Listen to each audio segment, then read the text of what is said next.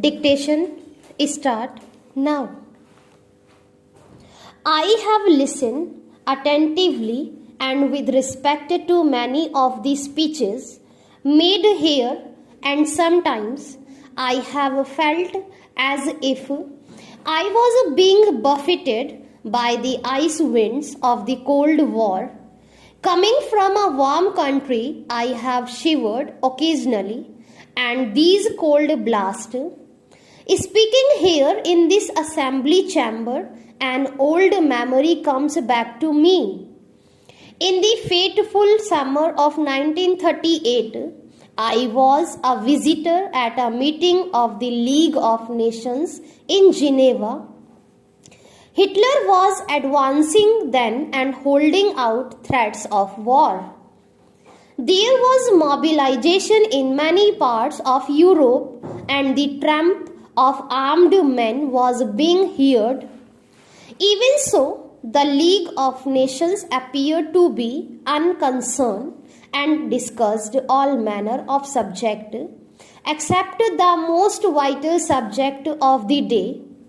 The war had not started then. A year later, it descended upon the world with all its thunder and destructive fury. After many years of carnage, the war ended and a new age was ushered in by the terrible experience of Hiroshima and Nagasaki. Fresh from these horrors, the minds of men turned to thoughts of peace, and there was a passionate desire to put war itself.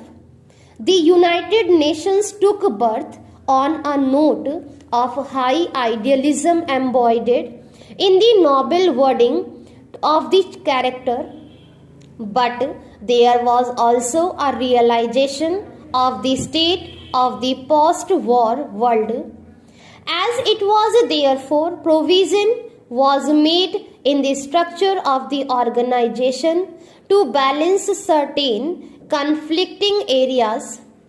There were permanent members of the Security Council, and there was provision for unanimity amongst the greatest powers. All this was not very logical, but it represented certain realities of the world. As it was, and because of this, we accepted them. At that time, large areas in Asia, and even more so in Africa, were not represented in the United Nations, and they were under colonial domination. Since then, the colonial part of the world has shrunk greatly, and we now welcome here many countries from Africa in their new freedom. The United Nations has become progressively more representative, but we must remember that even now it is not fully so. Colonialism still has its strong footholds in some parts of the world, and racialism are still prevalent, especially in Africa. The United Nations has often been criticized for its structure and for some of its activities. The structure of the United Nations, when it started, was weighted in favor of Europe and the Americas. It did not seem to us to be fair to the countries of Asia and Africa, but we appreciated the difficulties of the situation and did not press for any changes. With the growth of United Nations and more countries coming in, its structure today has become still more unbalanced. Even so, we wish to proceed slowly and with agreement and not to press for any change which would evolve an immediate amendment of the Charter and the raising of heated controversies. Unfortunately, we live in a split world which is constantly coming up against the basic assumptions of the United Nations. We have to bear with this and try to move even more forward to the conceptions of full cooperation between nations.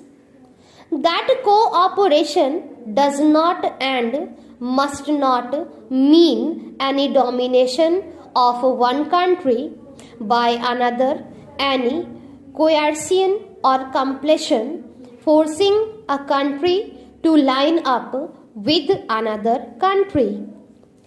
Each country has something to give and something to take from others. The moment coercion of exerted on a country, not only its freedom impaired but its growth suffer.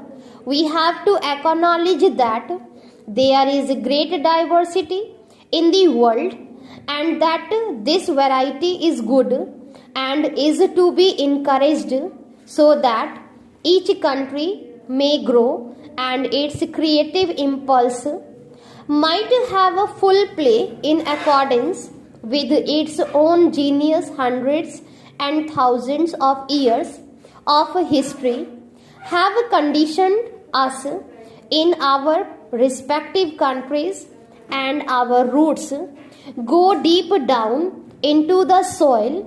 If these roots are pulled out, we wither. If these roots remain strong and we allow the winds from four quarters to blow in upon us, they will yield branch, flower, and fruit. Many of the speakers from this forum have surveyed the world scene and spoken on a variety of problems. I would like to concentrate on what I consider the basic problem of all.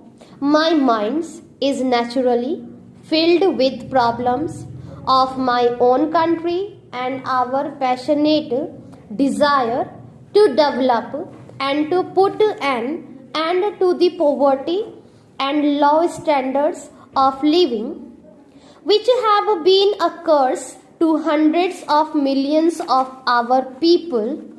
To that and we are laboring as indeed other underdeveloped countries are doing.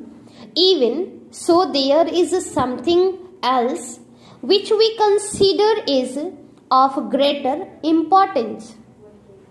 That is peace. Without peace, all our dreams vanish and are reduced to ashes.